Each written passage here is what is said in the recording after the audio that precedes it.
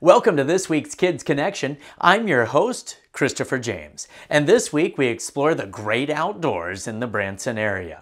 We go on a field trip with some of our friends over to the fish hatchery just below Table Rock Dam on Lake Taneycomo. There we get to meet with Agent Kearby Bridges, a Missouri Department of Conservation agent who teaches some of our kids about how to deal with snakes safely, how to identify some of the venomous species you might find in this area, and what you should do should you encounter one of our little friends. Not only that, but our very own Rosie Cheek interviews Jungle Josh over at the Promised Land Zoo here in Branson.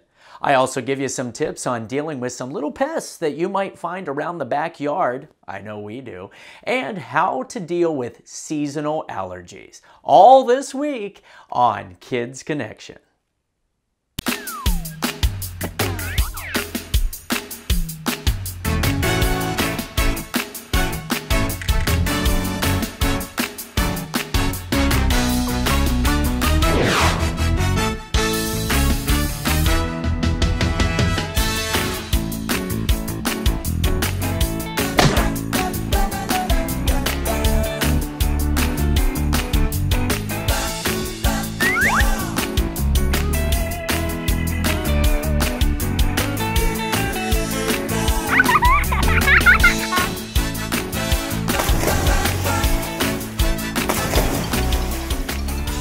This week, we took a field trip over to the fish hatchery, which you can find near Table Rock Dam, down on Lake Taneycomo.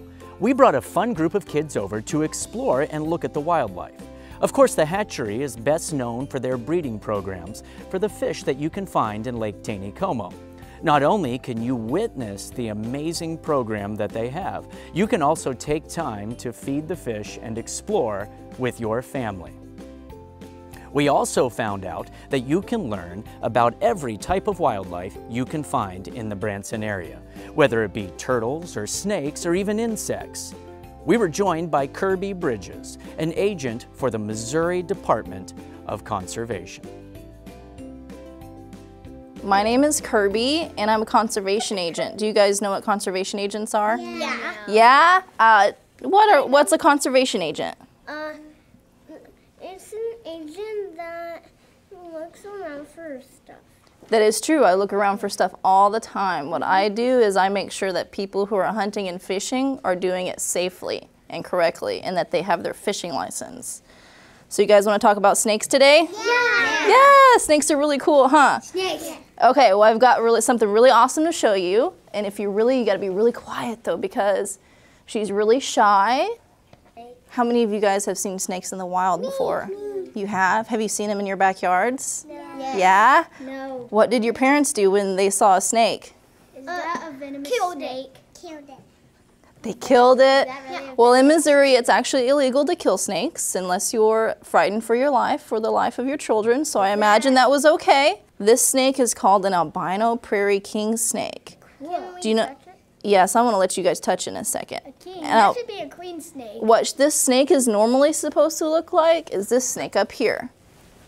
She's supposed to be really brown, like this one.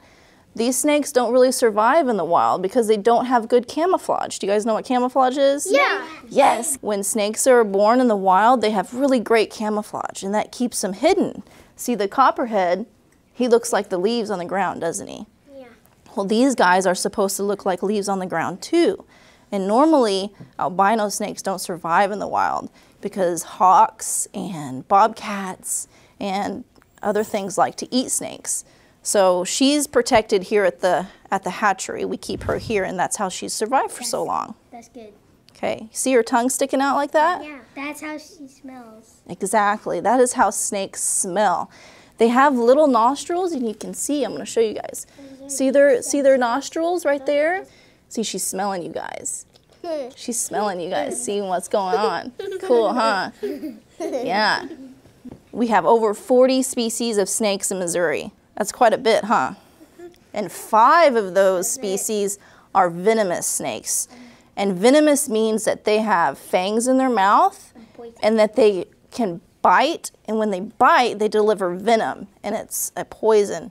And what they really use that for is their prey. So when they're chasing after mice or rabbits or something, they bite it really hard, and that venom goes into that mouse or rat and it dies. And that helps the snake eat it. Yeah. Oh, I know, gross. So gross. With one finger, I'm gonna let you guys touch the snake if you want to, okay? Yeah. But remember, you gotta be very, very quiet and very gentle. Snakes are carnivores. Snakes love to eat, they like to eat grasshoppers, they like to eat mice. What else do you think they like to eat? I don't know. They like to eat salamanders, they like to eat lizards. Other snakes. Frogs are a big favorite of snakes to eat. Snakes love to eat frogs. And there's something really special about this snake. Okay, she is a king snake, and we have a couple king snakes in Missouri. We have the speckled king snake, and that snake is black and white. And we have this lady. She's a prairie king snake, and their specialty is eating other snakes.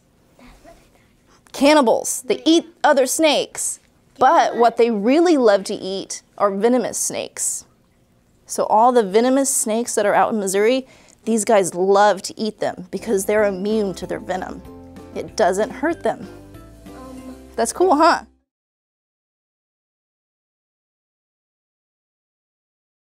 I hope you're enjoying our talk with Kearby Bridges, an agent with the Missouri Department of Conservation.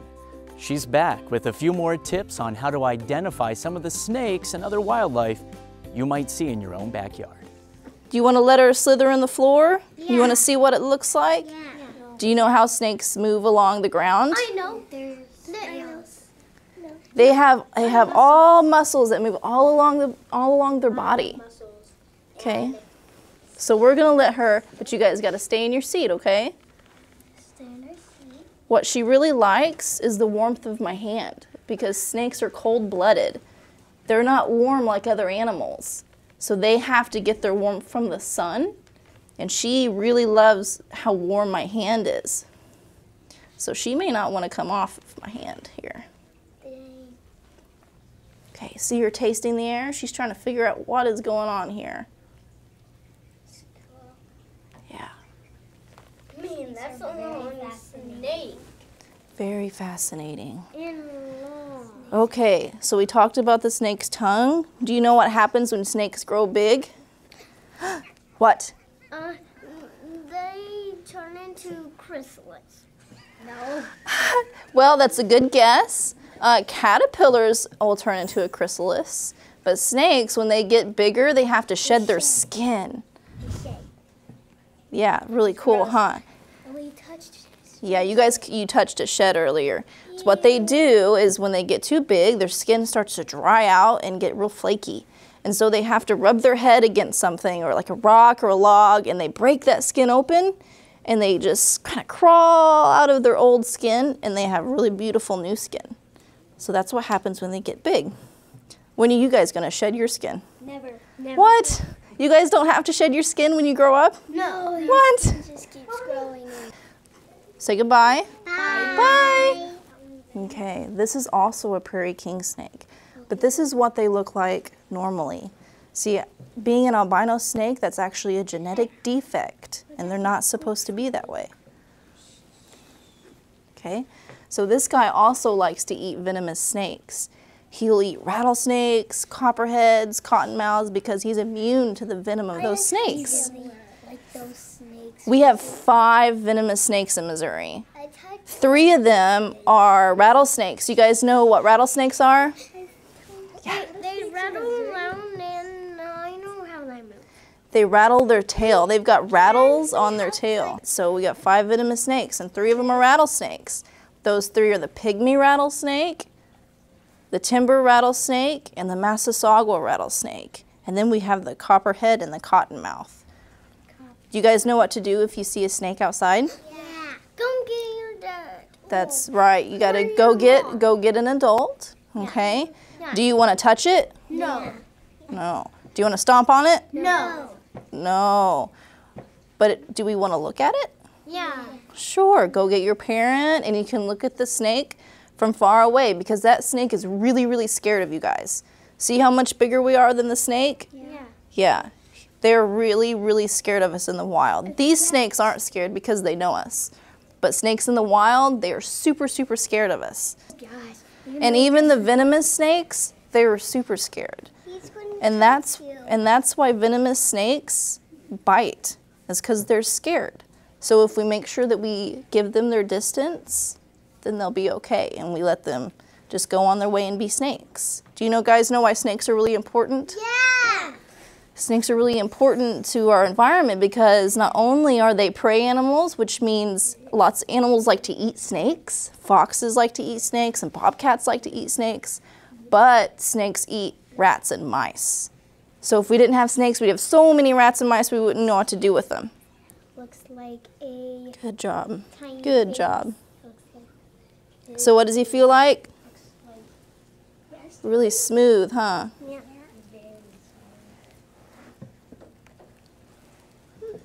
You're not so sure, huh? There you go, good job.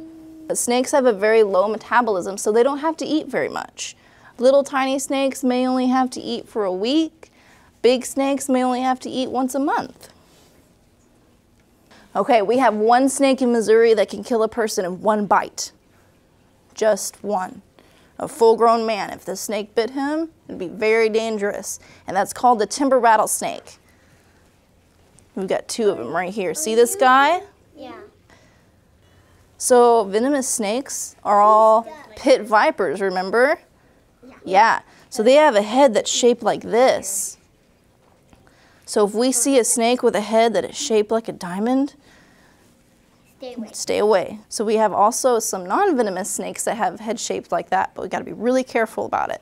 Another way you can tell is that our venomous snakes have really thin pupils. They go up and down like a cat's eye. Should we get close enough to a snake to look at their pupil? No, we probably shouldn't get close enough to a snake to look at their pupil.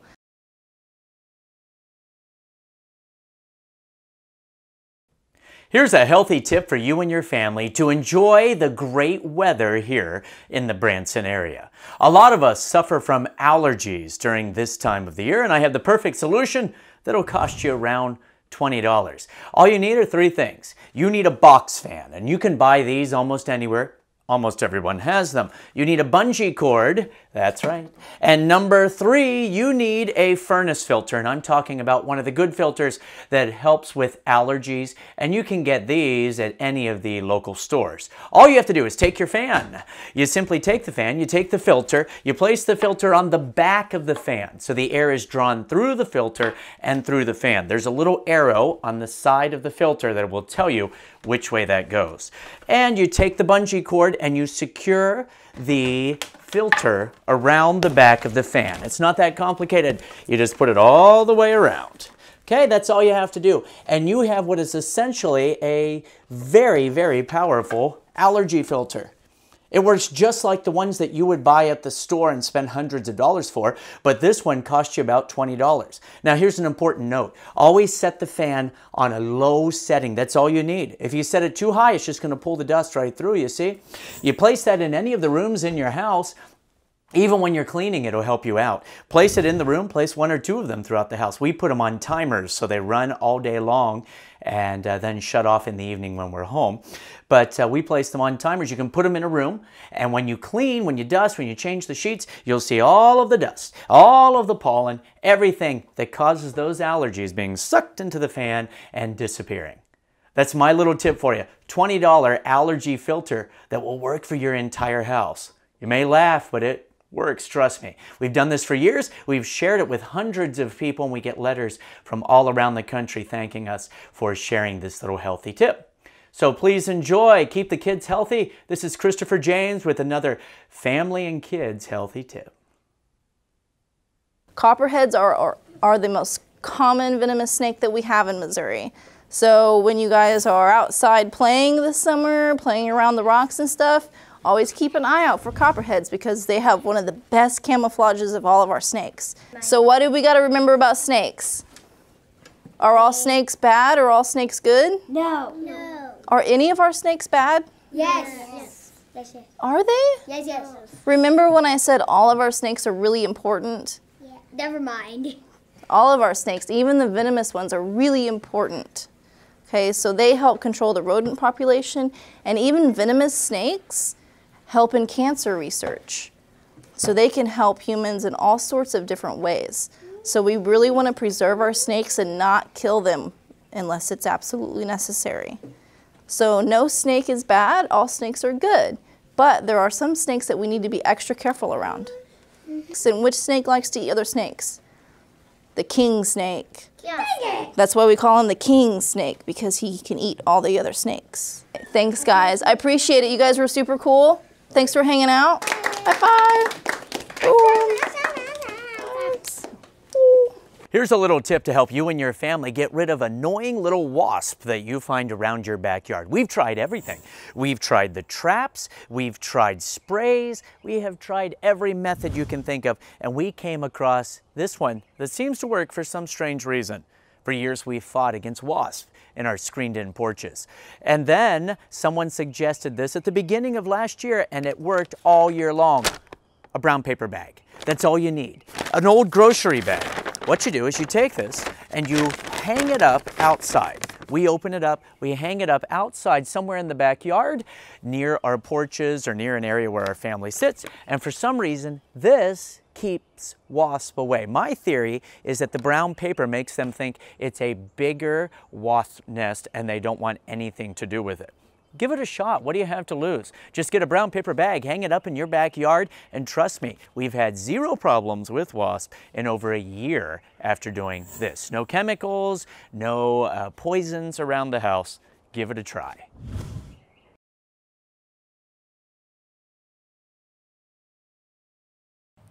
Hi, I'm Rosie with Jungle Josh with Kids Connection.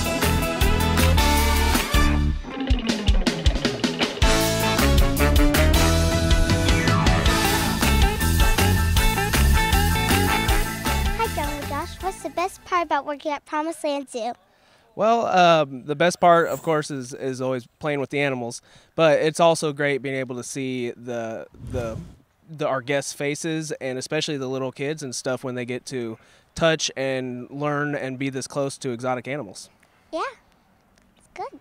What makes Promised Land Zoo different than other zoos? Well, we're different than a lot of zoos. You know, most zoos are state or city owned. We are a privately owned facility, so my father and mother-in-law started this, and then me and my wife run the Branson Zoo now, and then now my 12-year-old daughter even works here. That's so awesome. 3 generations living and working at the zoos, and another huge difference is the interaction. We may be a little smaller than some parks, but we get you a lot closer than most animals and let you touch most of our exotic animals. That's very true. Yeah.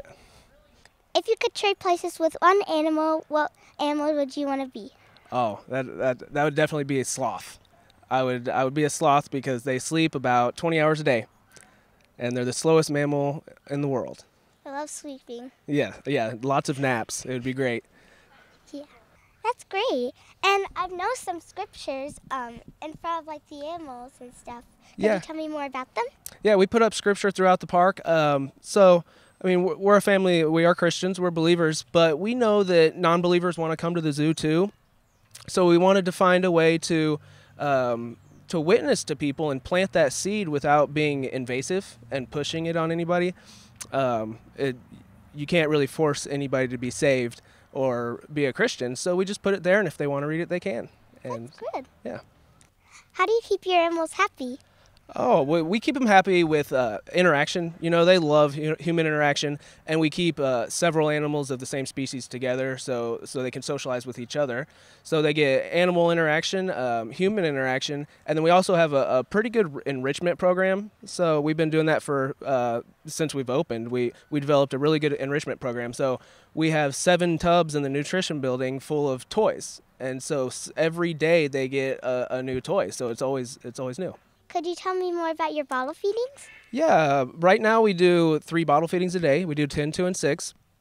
And what it is some moms that need help with raising their babies, we bottle feed them. And so, but what we decided to do was we let our guests bottle feed them. So right now we have a baby camel, a couple Jersey calves, some pygmy goats, and it changes all the time as animals get older or animals are born. And so all our guests that come in with general admission can be there at the right time, and they can bottle feed a baby animal. And so you've been here before. Did you bottle feed last time you were here?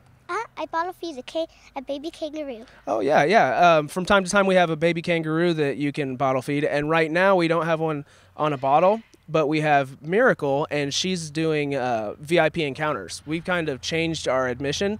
So used to, it was just general admission, and then you could sign up to do a special encounter with the sloths or some type of cat or the owl.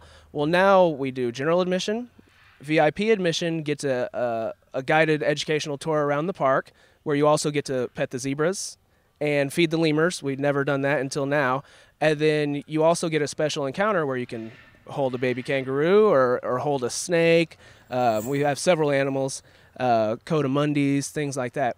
And then we also have VIP Plus. VIP Plus is all that: the shows, the bottle feedings, walking around the park, doing Parakeet Paradise, a wild walk, a VIP encounter, we call it, and then also going with the sloths or the owl. So we have good, better, best. So we changed everything. It's working great. It's the most interaction of any park I've ever been to. Amazing. What would you like to tell all the kids that are watching? Well, come on down, bring your family, come have a family day at the Promised Land Zoo. Lots of shows, lots of interaction, pet some animals, so learn some things. And Monday through Thursday is half price locals, year round. So if you're from Stone or Taney County, it's half price Monday through Thursday. Yeah. Thank you for talking with us, Jungle Josh. You're very welcome. Thank you. I'm Rosie, signing off with Kids Connection. Bye.